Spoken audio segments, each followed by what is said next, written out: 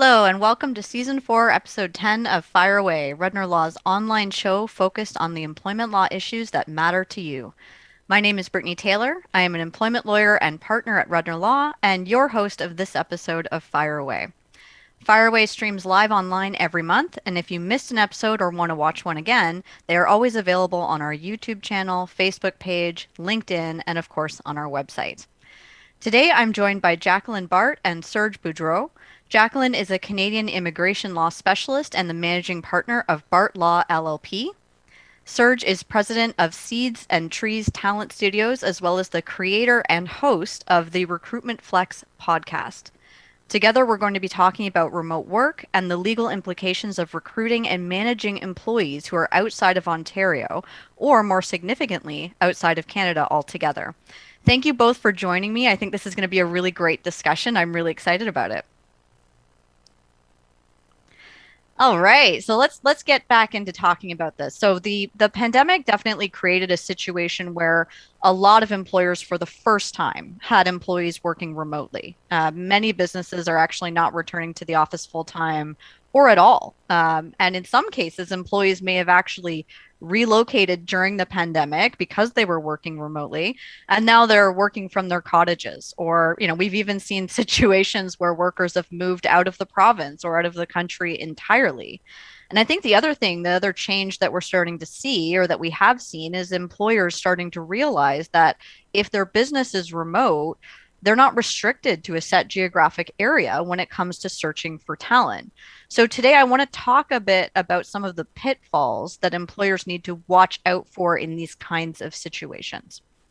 So the first question I want to pose to both of you is whether you are both seeing in your work an increased interest from employers in exploring talent from outside of their immediate area. And maybe Jacqueline, we'll start with you. Absolutely, Brittany. There's definitely real interest in hiring from abroad. We're really seeing that since the pandemic has become slightly more under control. We'll see what happens in the future. But the reality is that employers really are desperate for talent, and they're not getting it from Canada, so they have to hire it from abroad. And so we're doing a tremendous amount of work permits for people in the IT sector, even truck drivers, also poultry workers, farm workers, people that are very high skilled, like executives, and people who are very low skilled. So it's quite a dynamic and fluid system right now, but never in the history of Canada have we needed more workers, both skilled and unskilled. That's very interesting. And I think a really, really interesting point that I think a lot of people may not realize is a lot of the times when we think about recruiting talent from outside of Canada, we're thinking about those really technical jobs or really high-end jobs. So it's interesting to hear that that's not actually the case. There's actually a really broad spectrum in terms of the type of workers who are being recruited from outside of Canada. And I know, Serge, you're actually seeing a lot of the opposite, right? Where people are looking for Canadian workers who are maybe outside of Canada. Yeah, absolutely. I think everyone's in the same position that we're all looking for talent no matter where you are in the world. And we're seeing companies looking at Canada, especially in the tech sector, and seeing the level of talent that we do have here. And they're like, let's go there. There's talent available. There's obviously currency advantages if you're in the US. So people are driving and trying to find the talent wherever they are. But to your point, Jacqueline, we're seeing every sector. So I talk a lot about the tech sector, but we're seeing it in everything from even service is trying to recruit people and what's the easiest way to get a hold of them. And obviously there's a lot of challenges of bringing employees to Canada to be full-time employees or even contractors. Well, what's interesting is a lot of US companies are starting operations in Canada because they find that technological workers, IT workers, people with software, hardware, engineering experience are more prevalent in Canada, and they're easier to hire to Canada from, say, places like India or China, which have tremendous schools.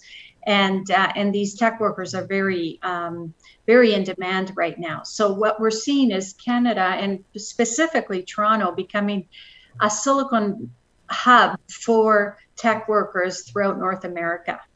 It's much easier to bring in foreign workers to Canada generally than the US, as long as it's a genuine business in Canada, serving Canadian clients.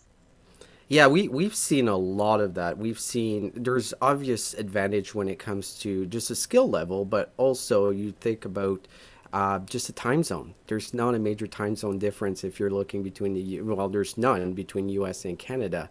So they're looking at Toronto as being a hub, but we're also seeing markets outside of Toronto across the country be hubs for tech. Because in the past, if you lived in the middle of nowhere Ontario, you usually, and you had a very specific skill set, you had to go work at maybe the local convenience store because that's all that was available in that local town. But now, if you are a software developer, they will hire you everywhere you are. So the game has changed completely. And I think it started changing way before the pandemic across all sectors.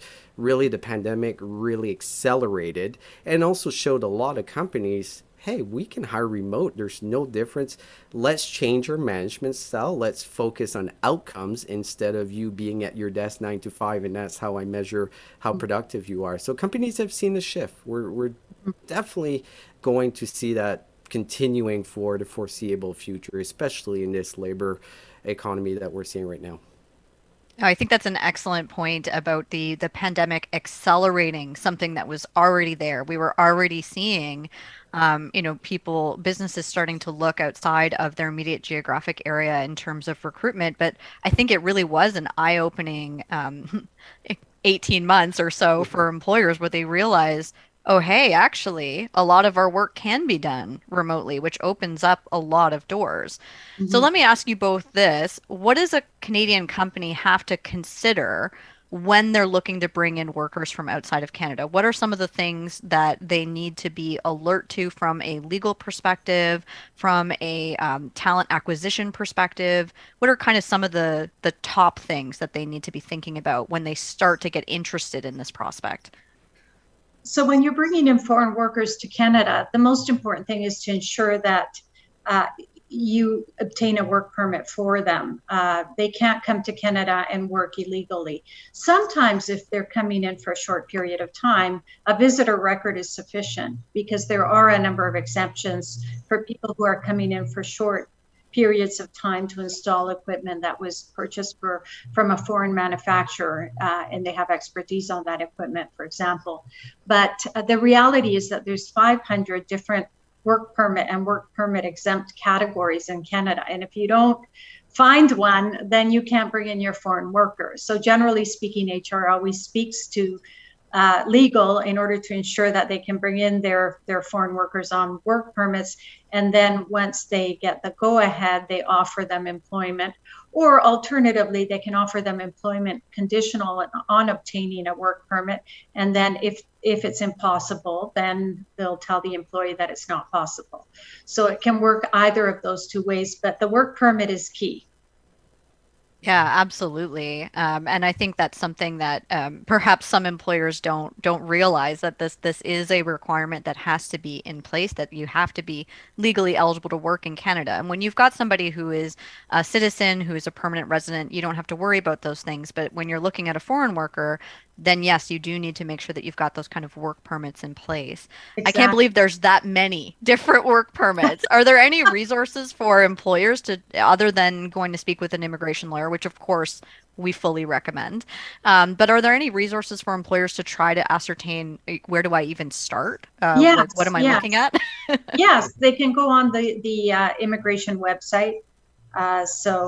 And there is a whole international mobility program on the immigration website. Generally, the primary way to attract foreign workers to Canada and to bring them in under work permits is through a labor market impact assessment. But that requires advertisements.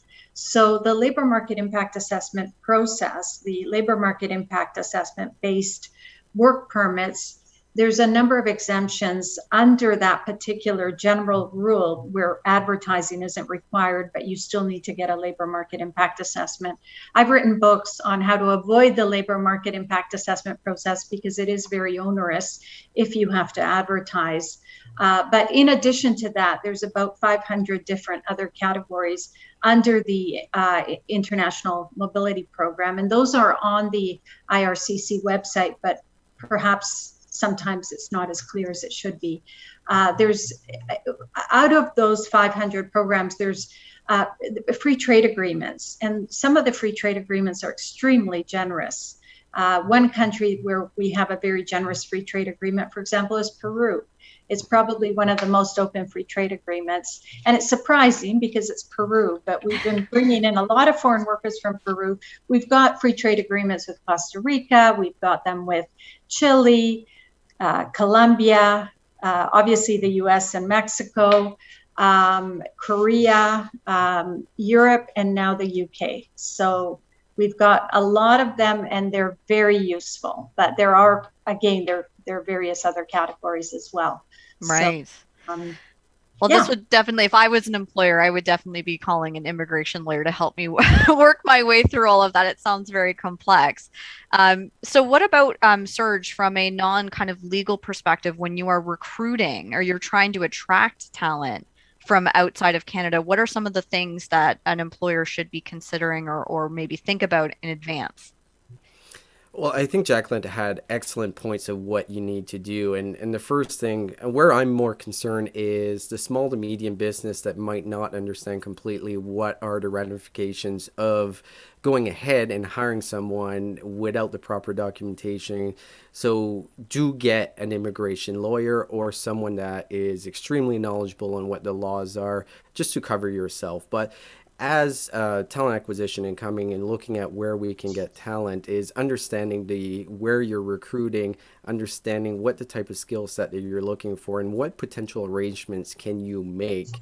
A lot of companies are doing nearshoring or offshoring type of agreements, which fall into a different category in a lot of ways, but you have to be very conscious. But it doesn't change what talent acquisition professionals are looking for. We're looking for people that can be highly competent and execute on the job. It doesn't matter as much as where you are now, but putting all of that in context, if you don't have your legal T's dotted, your T's crossed and your I's dotted, don't move forward. It's something that you definitely don't want to wade yourself into if you don't know what you're doing. So go see an expert in that end. Excellent advice. And actually, with that in mind, Jacqueline, why don't you tell us about the consequences for employers who don't comply? So, I mean, this could include a situation where an employer knows that somebody doesn't have a work permit and is employing them anyway. Or even a situation where an employer is told there's a work permit in place and then later finds out that that's not correct or that the work permit is expired or something like that. What are the consequences of a situation like that for an employer? Yeah, so under the Immigration Act, Section 124, not to get too boring here about the sections of the Immigration Act, employers are deemed to know whether they need to obtain a work permit for an employee or whether the employee should have a work permit to work for them. And if the employer does not obtain the correct documentation, there's fines up to $50,000 or imprisonment for a term of 2 years or less. Imprisonment rarely happens. I think it's happened once in the history of Canada. So people don't necessarily need to worry about that. But in addition to the IRPA fines, the Immigration Act fines, there's sanctions and penalties, administrative sanctions and penalties under the regulations. So, for example, administrative monetary penalties from $500 to $100,000 per violation to a maximum of $1 million per annum per employer. And in addition, the penalties would include periods of ineligibility for future work permits and labor market impact assessment applications under the various programs, the immigration programs It could be permanent, it could be for a year, it could be up to 10 years, including the revocation and cancellation of existing and pending work permits and LMIA applications for people who are in Canada or are on their way to Canada. And then, in addition to that, the penalties include a publication, then shaming and blaming by way of a public website, setting out what the employer did wrong, what the fines were, and what the sanctions that were applied against the employer were. So it's pretty uncomfortable. And if employers who are outside of Canada hire employees in Canada and pay them, and it's not considered remote work, these legal sanctions apply extraterritorially. So under the section 135 of the IRPA, acts or omissions under these particular non-compliance provisions, if committed outside of Canada, are also punishable, tried and punishable in Canada. And so the extraterritoriality of these provisions is pretty significant. The other thing I wanted to mention is that if employers bring in someone to Canada and say, oh, just come for meetings, what happens is if the employee gets caught and the employer gets caught, that's considered misrepresentation or aiding and abetting of misrepresentation. So if the employee is actually coming in to do consulting or IT work or something that requires a work permit, and they're lying at the port of entry and they're saying they're just coming in for a meeting or they're visiting an office or receiving training or something that wouldn't require a work permit, the fines and jail terms are substantial. They're 100,000 per event, as well as 5 years in prison. And in addition, the issuance of a removal order and for the employee. So, and we've seen situations where employees have sued the employer because the employer encouraged them to lie. And as a result, it's been quite a substantial legal action for the employer because of the damages suffered for a foreign employee who can no longer come to Canada, even with another employer. So it's interesting to see how employers are dealing with these new sanctions. And I think over the course of the last 6 years, since 2015, we've seen a tremendous change in attitude by employers and a lot of forward thinking in terms of, well, we've got to make sure immigration compliance is quite critical. And the important thing is that unlike the Tax Act, where the sanctions can be substantially less, and there's not terms of imprisonment, and very rarely are employers audited by comparison.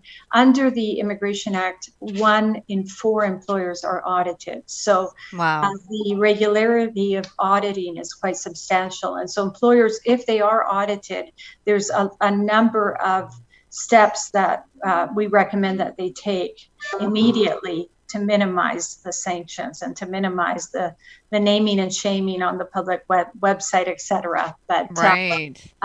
now, just like tax lawyers, employers, and tax departments at companies, and we're seeing a lot of employers who have set up immigration sections to their companies as well, to Right. advise on immigration law. So we're really seeing an interesting trend here develop in terms of the expertise that companies have on immigration. And a lot of companies don't even have regular immigration lawyers. What they do is they rely on the expertise of their team.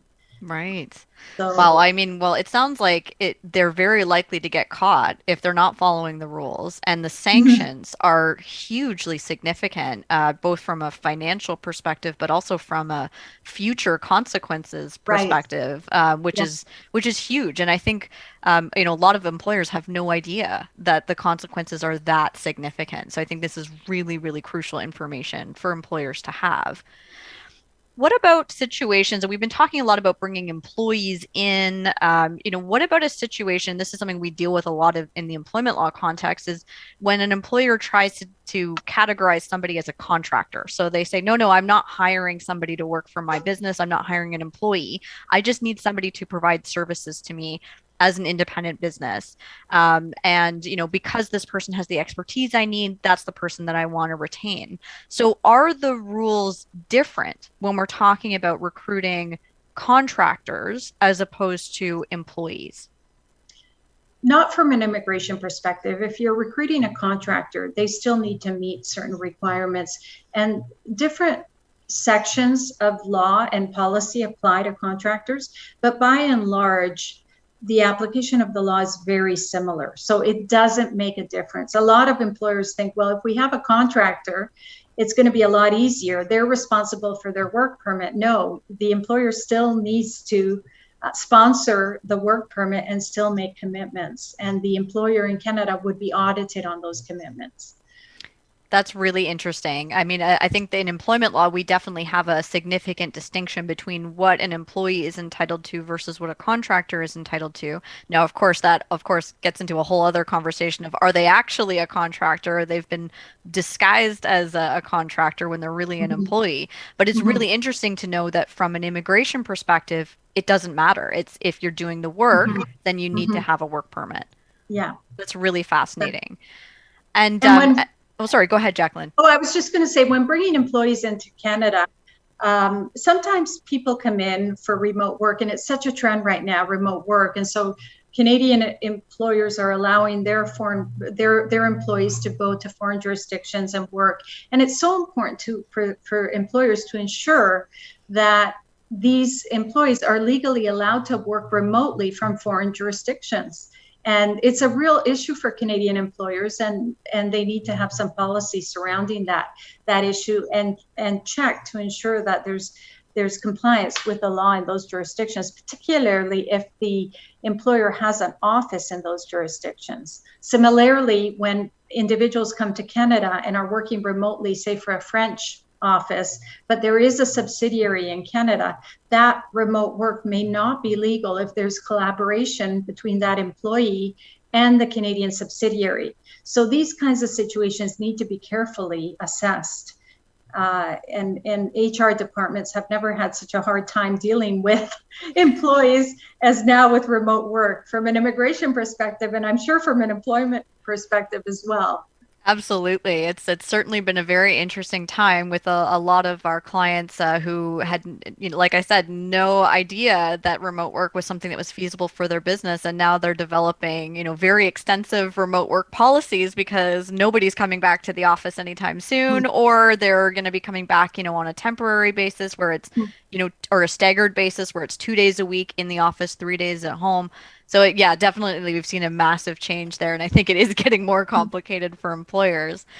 So Serge, I want to ask you about some tips that you would give to a Canadian employer or a Canadian worker who's looking to either recruit outside of Canada or maybe looking for a job, like wants to start looking for employment outside of Canada. Do you have any tips or tricks that you would offer? Well, there's a couple things that we have to realize. The world has changed. So, yes, you can be looking for work outside of the country, or as a company, you can be looking for workers outside the country.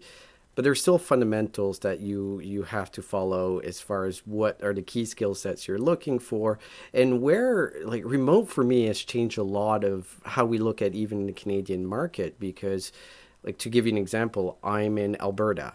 Do I recruit for my team in Alberta? No, I don't. Generally, most of the recruiting I'm doing, because the labor market here is so tight, so it is in Ontario, I'm focusing on Atlantic Canada. So there is a lot of those different areas you can be recruited within your own country. So I would, and my personal advice is, I would look at the great talent that we have in Canada that might be more mismatch. I was talking a little bit earlier as far as a skill set that is maybe not popular in a particular area, but now it doesn't matter as much. So you finding those people in potentially remote areas is the first thing I would look at.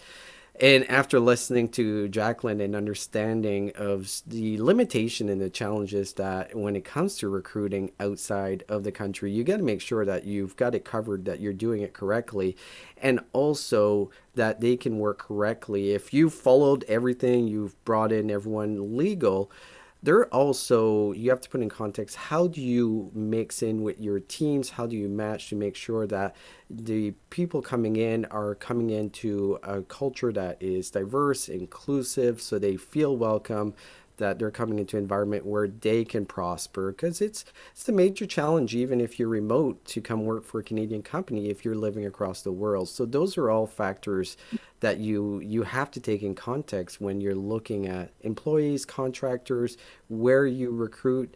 But don't forget about Canada. We've got some great potential employees in markets that we have not gone after until now. So I love seeing it. I love seeing Atlantic Canada because I'm born there. I love seeing these people be given opportunities of working for companies in Toronto or in Vancouver that they would never have had that opportunity in the past. So again, make sure you're following the law. Obviously, I think that's critical. But when it comes to looking at skill sets and everything, make sure the environment is ready to welcome and make those people successful. No, I think that's a really, really important point is make sure that you're ready for what you're Yeah. trying to go after. Make sure that you're prepared for that. I think that makes a lot of sense. And I think you make a great point about there being talent all across Canada, and perhaps some untapped talent in some areas that are less populated, or areas that we don't tend to think of as recruitment hubs that we would tend to go after. So I think that's a really interesting point. And I guess the benefit of that, of course, is then you don't have to deal with these immigration issues, right? You're working within Canada. Everybody's in Canada, so you don't have to worry about the shame list or going to jail or anything like that. But the only thing you do have to worry about from an employment perspective, of course, is that we do have slightly different employment laws depending Yeah. on where you are in Canada, right? So we are generally similar, except for Quebec. They are different. They are in their own little world. But generally, things are similar, but there are differences, and those differences can make a huge impact on what your contracts look like, what your policies have to include. So that's just something that I think every employer wants to keep in mind is don't be afraid to hire talent outside of where you are, but also consider that wherever that worker is working, that's the law. That's the employment law that's going to govern the relationship. So you have to be ready for that. Exactly. Well, I mean, I told you guys this would go by really fast. We're almost out of time already. I do want to ask you one last question, which is, what do you think recruitment is going to look like 5 years from now? Well, if we look at recruitment, and it's been shifting for 5, 10, 15 years, we're really seeing major challenges. This is probably the most challenging recruitment market in history, or at least since Y2K. And it's affecting every potential sector as well. It's affecting tech, service, industry. We're seeing it across the board. And part of it is driven by a fundamental shift in what people are looking for work. With the pandemic, what we've seen is women are not coming to the workforce again as quickly as we expecting them to be, and there's health concerns, childcare concerns. So that's one of the things when you're trying to recruit right now, make sure you're addressing those concerns and don't give me some BS answers as far as what you think they want to hear. In reality, show the proof. If you say you're a diverse and inclusive employer, show me how you are. If you're a great place for someone with a family to work, show me the proof of that exactly. So I think in the next 5 years, we're going to continue seeing a dramatic shift across the board. People are reconsidering what they want to do. The pandemic has really changed the mindset of so many people, and it's a fact. The great resignation is happening, and people are finding different ways to do work. They're looking at freelance, they're looking at other elements that they can incorporate their work-life balance. A lot of people don't want to go in the office again. If I'm living in Toronto, I'm commuting 2 hours each way because I'm in Hamilton. I'd rather spend those 4 hours with my three young kids than commuting. So employers are going to have to adapt. The environment for recruitment and acquiring new talent in organizations is not going back. It's the dial has been turned. So if you don't adjust right now as a company, you are going to be in a very tough position now and 5 years from now. That's an excellent point. I think you're absolutely right about that, that this has caused a kind of shift for a lot of people to reconsider what they want to do, how they want to spend their time. The importance. I think people were reminded of the importance of having their own time, spending time with family and friends. So I think that's a really excellent point. Jacqueline, what about your thoughts? Well, I think that immigration is going to fundamentally shift to temporary workers, and we're going to have a shift to less skilled workers. We're having difficulty right now recruiting servers, live-in caregivers, people in construction, people in low-skilled jobs that nobody wants to do in Canada. And so I think we're going to see a real shift, and we're going to see a lot of foreign workers coming in under those positions.